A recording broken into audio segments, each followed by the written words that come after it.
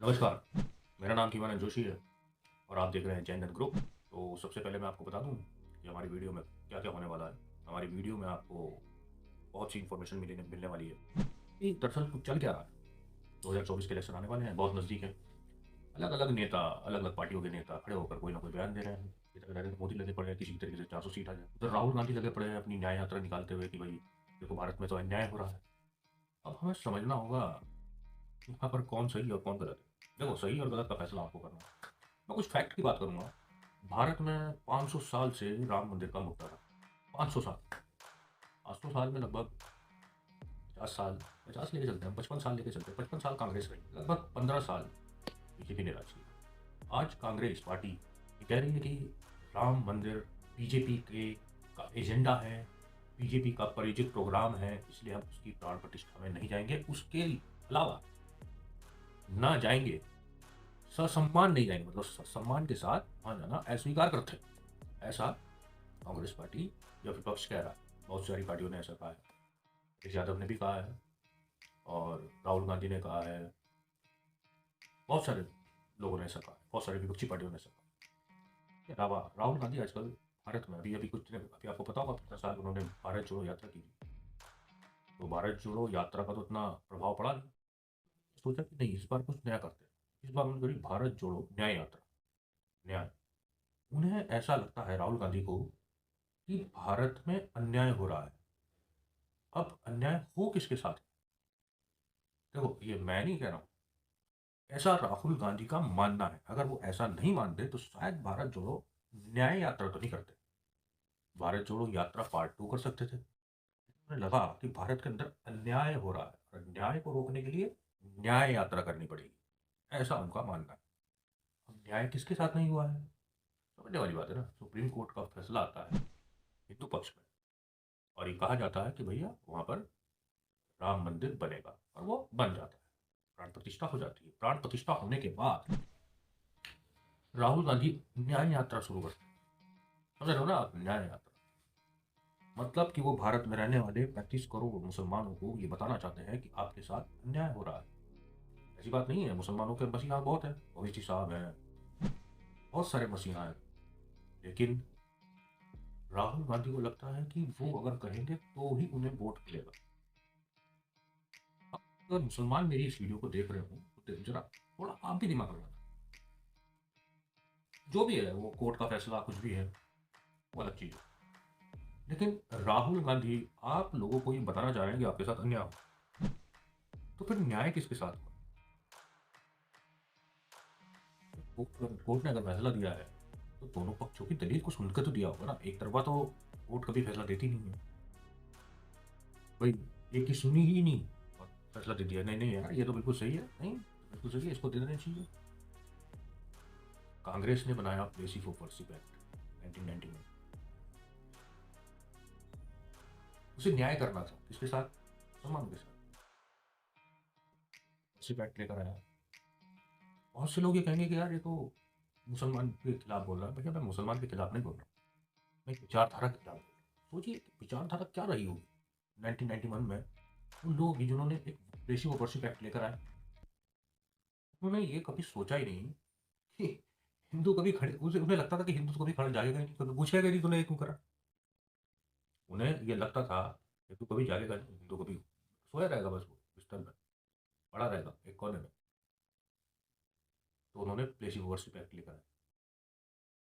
करा कि हुई कोई न्याय यात्रा। जब places worship act, places worship act का मतलब ये है कि जो मंदिर तोड़ा गया और उसके ऊपर जो कंस्ट्रक्शन बना 1949 के बाद, कोई भी मंदिर तोड़ा गया हो आज़ादी से पहले, वो मान्य नहीं है भाई। वो मंदिर ही नहीं है, वो मस्जिद ही कहलाएगी। पूजा स्थली वही होगी जो 1947 के बाद है, मतलब भारत आजाद होने के बाद। सोचिए। और ये लोग न्याय यात्रा कर रहे हैं बैठ के, साउथ में जा रहे हैं न्याय यात्रा कर रहे हैं। भाई न्याय अगर यात्रा आपको करनी है तो आप पाकिस्तान जाइए, बांग्लादेश जाइए, ठीक है, फिलिस्तीन जाइए। वहाँ आपकी बहुत ज़रूरत है, बहुत ज़रूरत है वहाँ पर आपकी। सीधा सीधा पता चल रहा है। उसमें 2 और 2 5 लगाने की जरूरत थोड़ा है कि न्याय यात्रा करने की जरूरत आपको क्यों पड़ी। सुप्रीम कोर्ट का फैसला आता है, उधर ज्ञानवापी के लिए सुप्रीम कोर्ट का जजमेंट आया, आपको लगा अरे ये तो मुसलमानों के, अरे मुसलमानों के खिलाफ जुडिशरी है, हमारा हमारा हमारा सिस्टम है, जुडिशरी है, व्यवस्था है, उस सब एक जगह ताक पड़ जाए। बस आपको लगना चाहिए कि नहीं मुसलमानों के संस्कृति होगा। क्यों? क्योंकि वो आपको वोट देते हैं।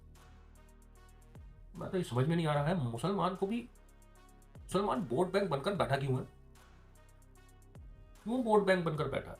क्यों कोई ओवैसी आता है और इन्हें बता के जाता है कि देखो हम तुम्हारी अपनी नस्लों को बताएंगे कि राम मंदिर तोड़ा गया था। क्यों भाई अपनी नस्लों को ये नहीं बताओगे कि राम मंदिर तोड़कर मस्जिद वहां पर बनाई गई थी? क्या ये नस्लों को बताना जरूरी नहीं है? नहीं, मुसलमान को सिर्फ वही बताया जाएगा जो वोट बैंक के लिए काम करेगा ना। भाई मस्जिद से पहले क्या था? और प्लेसिव और वर्शिप एक्ट 1991 में आया, ओवैसी साहब भी तो ये चिल्ला चिल्ला के कहते हैं प्लेसिव और वर्शिप एक्ट आ गया जी देखो। और ये एक्ट, ये वायलेशन है, ये सेक्शन फला फला सेक्शन का वायलेशन है, वो कहते नहीं है। क्यों? क्योंकि तुमने उनके हाथ में हथियार दिया है ना, एक कांग्रेस पार्टी ने एक प्लेसिव ऑफ वर्शिप एक्ट नाम का हथियार मुसलमानों के हाथ में दे दिया। कहा कि नहीं ये देखो हमारे बचाव के लिए है। अब हर दूसरा मुसलमान, मतलब मैं वो उसकी बात नहीं कर रहा हूँ, भारत में रहने वाले सभी मुसलमानों की बात कर रहा हूँ, दूसरा मुसलमान वो जो जिनको लगता है भारत में मुसलमान खतरे में है, वो दूसरा मुसलमान इसी चीज का हवाला देता है प्लेसिव ऑफ वर्शिप एक्ट। क्यों भाई? क्या भारत 1947 के बाद बना? उससे पहले भारत के अंदर मंदिरों का कोई वजूद नहीं था? क्या उससे पुराने मंदिर भारत के अंदर आज मौजूद नहीं है? भारत के अंदर सबसे ज्यादा मस्जिद है, पूरी दुनिया में सबसे ज्यादा मस्जिद गई है भारत में है। उसके बाद भी सिर्फ तीन ही तो जगह है, तीन है भाई, मथुरा, अयोध्या और काशी। अयोध्या कोर्ट के ऑर्डर से आ गया, काशी भी कोर्ट के ऑर्डर से आएगा। लेकिन मुसलमानों को तो चाहिए कि भैया आप इसमें सुलहनामा करें कि नहीं भैया, देखो तीन तीन उनके बड़े प्राचीन स्थल है, वो पूजा स्थल। अब मक्का, जैसे मक्का का है ना, जैसे मक्का का है, और तुम्हारा अलास्का मस्जिद का है, और तुम्हारा वो जो इसराइल के अंदर, फिलिस्तीन के अंदर जो जमीन के लिए चल रहा है, सेम कंडीशन भारत के अंदर भी है। मुसलमान की तो 57 कंट्री में मक्का है, मतलब मक्का मदीना में मस्जिद है, सोफिया मस्जिद है, दुनिया भर की मस्जिद है पूरी दुनिया में। सबसे ज़्यादा मस्जिद भारत में है, इंडिया में। उसके बावजूद भी सिर्फ तीन मस्जिद ऐसी हैं जिस पर विवाद है। अब तो कई हजारों पर है, लेकिन हिंदुओं ने मांगा क्या? सिर्फ तीन। और तीन में तुम ये कह रहे हो कि हम अपने आने वाली नस्लों को बताएंगे कि कैसा अन्याय हुआ है। आने वाली नस्लों को ये नहीं बताओगे कि 10,000 मस्जिद तोड़ी, उसमें से हिंदुओं ने केवल तीन मांगी, और हमने तो तीन देने से भी कर दिया कि तुम अपने आने वाली नस्लों को बता कर जाएंगे कि तुमने, तुम्हारे साथ तो अन्याय हुआ, बाबरी मस्जिद को ध्वस्त करा दिया। ये है वो मुसलमानों के रहनुमा जो सच नहीं बताएंगे, जो झूठ झूठ और झूठ आपको बताएंगे। ये है, मंदिर था, मंदिर को तोड़कर वहां पर मस्जिद बनाई गई, मस्जिद को मस्जिद को तोड़ के वहां पर दोबारा से मंदिर बनाया गया। लेकिन मस्जिद को कोई ऐसे नहीं तोड़ा जिस तरीके से उस समय में आक्रांताओं ने आकर तोड़ा था, नहीं, कोर्ट के ऑर्डर पर तोड़ा। कोर्ट के ऑर्डर। ज्ञानवापी मंदिर, जरा एक बार उसका हवाई सर्वे करके देख लो, पीछे की दीवार चीख चीख कर कह रही है। बहुत से भारत के मुसलमान ऐसे भी हैं जो ये कहते हैं कि भैया नहीं यार, दो मंदिर तीन मंदिर है, वो तीन मंदिर दे दो, इतनी मस्जिदें हैं। लेकिन पॉलिटिक्स करनी है भाई, जिनको वोट भी तो लेना है ना, जिनको पॉलिटिक्स करनी है, उन्हें करोड़ों हिंदू की आस्था नहीं दिखाई देती बॉस, नहीं दिखती है मेरे भाई। उन्हें दिखाई देता है तो केवल एक अनपढ़ मुसलमान, और उसके है जहां पर भी देंगे वो दबा देगा बटन, बस उसे दिखाई दे रहा है। भैया चिल्ला चिल्ला कर ही बोल रहे हैं ना, न्याय यात्रा करते कर रहे हैं,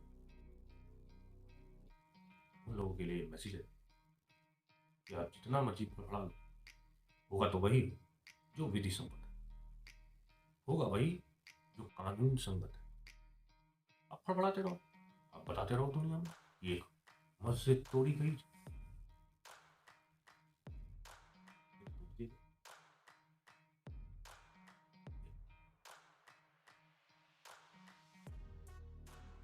मान ने चुनी,